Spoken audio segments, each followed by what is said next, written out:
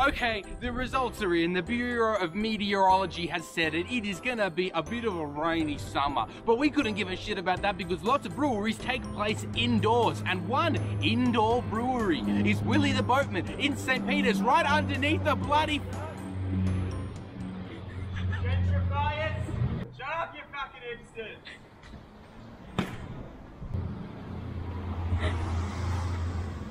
Come on, let's go.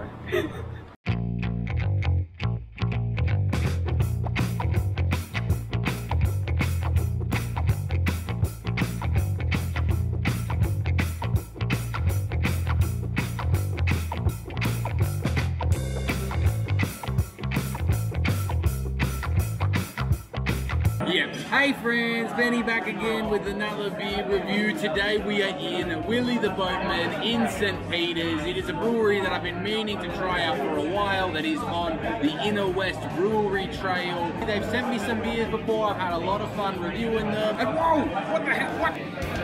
It is a tasting paddle that is in the shape of an oar. It's got 4 beers on it and it was, I think, 16 bucks. All these beers are limited release beers. I've already tried a lot of the Willie's already, and I must admit I've had one beer that's on here already, but it will be worth it. Just you wait and see. First the peach and cranberry sour called Sex on the Beach. As you can see, there are 2 turtles boning. It is 4.7%, that real pink, relaxed, sour colour. Cheers.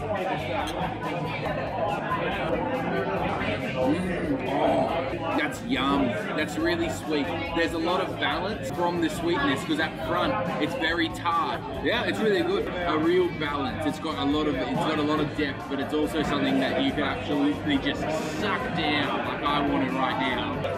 What do you think? I think it's a nice classic kind of sour. It has the fruit flavors, it's got the sourness, and it's got like the mildness that some kind of older sour, like classic sours have. It's just not trying too hard. I just think it's a good, solid sour. Yeah, I mean, I thought you'd probably like this one. It's really hard to fault this. I'll probably give it a 9 out of 10. That's a really, really delicious sour. Palate cleanser. Next up, the Avery Hazy Pale coming in at 5.9%. This is made with Yuzu, which we've talked about before. Episode 1 of season 2 at Dad and Dave's, we had a Yuzu Sour. I'd never even heard of Yuzu before. Now I'm seeing it pop up everywhere. This weird, mangly looking citrus thing. I'm excited to have it in a hazy, even though I'm looking at it, it's not super hazy. Anyway, let's get into it. Cheers. It tastes like a gin and tonic. When you drink a gin and tonic and before you even swallowed it, your mouth is just full of these rich botanical flavors. It reminds me of that. If you closed my eyes and gave it to me, I would not guess it was beer at all. It feels like it really has a lot of precious herbs in it. It's not something I want to really gulp and really swig. It's something I want to take deliberate, delicate little sips of it. I don't know what to make of this. A lot of hazies are a lot more got that chewing gum sort of flavor. They taste like something that's out of a cartoon, something that's like meant to be a joke. But this is just sort of like, quiet please, like demanding attention and sort of being like, no, we shall not be having fun. We shall be having sincere moments. It's like a school principal if they turned into a beer. It's odd, I can't really say that I like it. I can't say I dislike it. It's got redeeming qualities. I'd give it a 6 out of 10. Next up, this is one of the one-of-a-kind beers in the world at 5.2%. This is the Mavic Lamb Souvlaki. I had a taster of this at Gabs and I wrote about it. I've never had another beer like this. They use real rendered lamb fat and joints of roast lamb with herbs and garlic to create something that really tastes like a lamb souvlaki. I think this is one of the most amazing beers in the world and I'm so proud. It is a hometown beer for me. Katie, let's get into it. Cheers.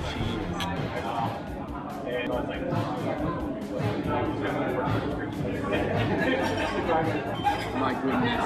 I cannot under-emphasize the amount of tang that is in this. You want to drink a can of Coke with this. It is so much like eating a lamb kebab with like loads of garlic sauce, but it's a liquid and it has the little sparkle of the bubbles of beer. It is just wonder at every sip. Lamb is unmistakable, and you do not, you know you're drinking lamb in this. You're drinking lamb. You're drinking lamb, man. Like, I feel like this is boosting my iron intake. Katie, a little bit quiet.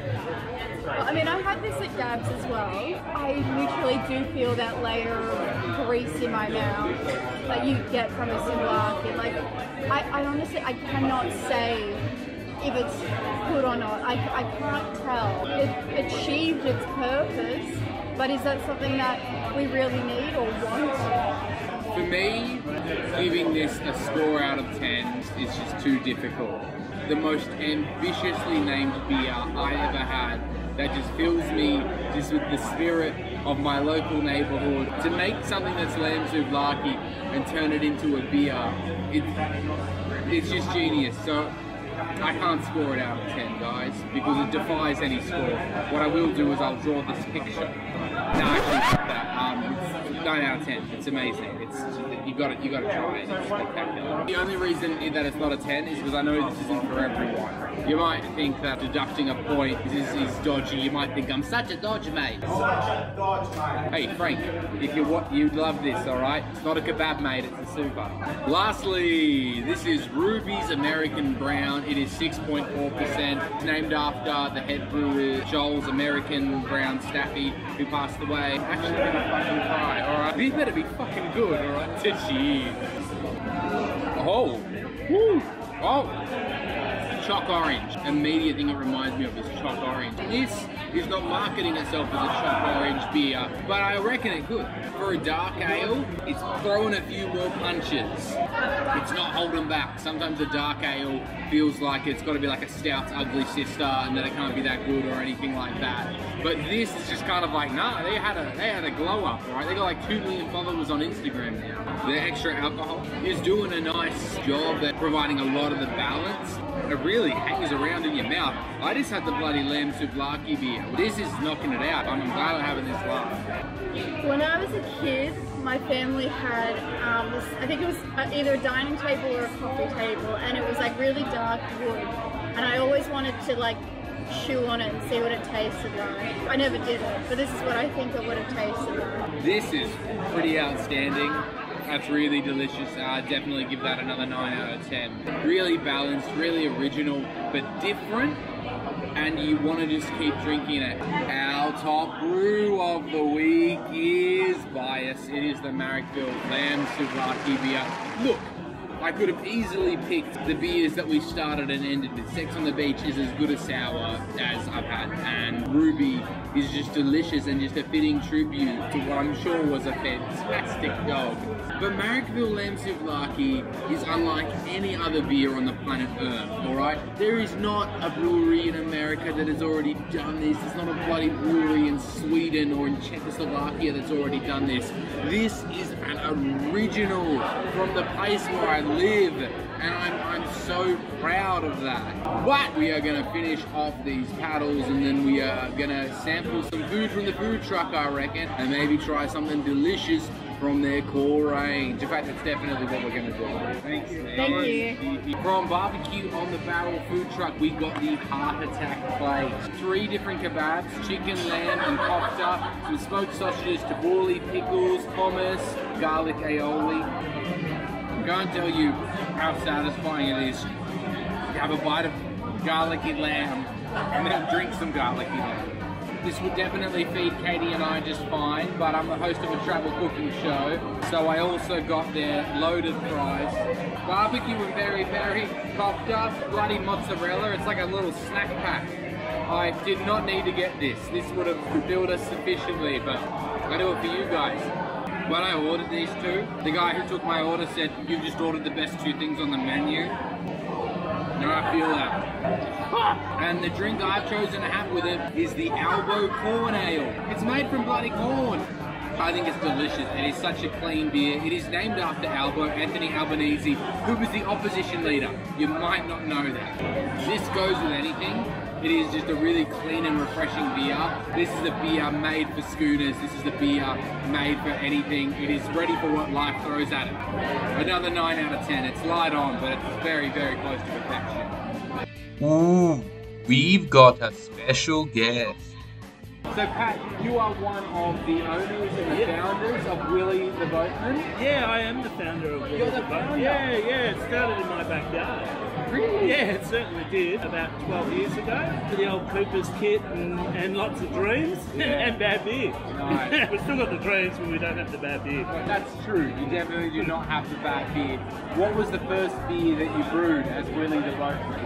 It was a golden ale, a Foo Brewery golden ale, which was named after Hamish Foo, who was our plumber.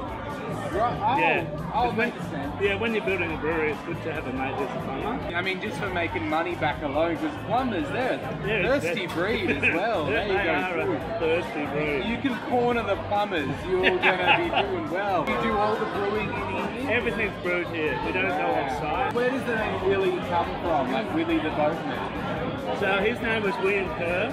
He was a highwayman in Scotland, and he was sent over to Australia as a convict.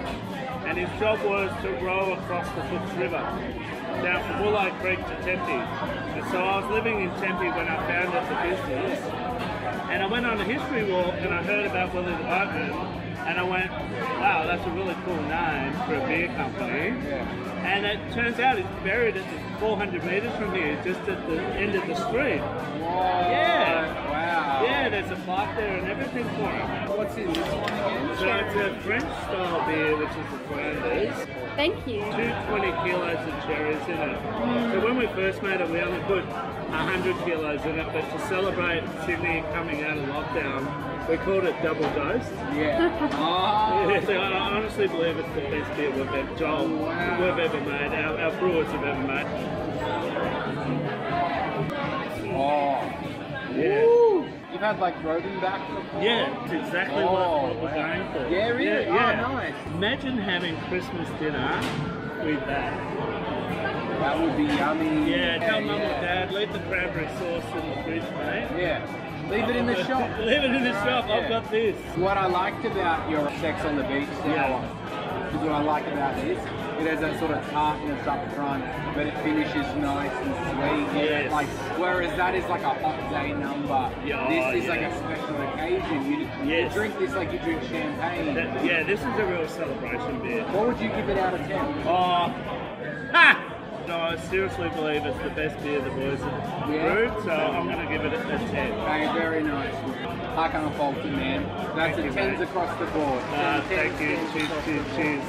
It is beautiful, isn't it? That was a lot of fun. I had a lot of beers and now I'm feeling a bit tipsy. Willie the Boatman is one of those breweries that have been there for so long, to the point where I almost thought it was maybe a bit predictable to go there. But what is not predictable is the beers, whether it's in their core range or in their limited releases. You're gonna find something that you like. You're gonna find a lot of cool spaces to hang out, spaces that are 100% dog friendly, 100% family friendly. What a really friendly place with really lovely people. Willie's is getting a 9 out of 10. And until next time, tell them Benny sent ya. Bye-bye.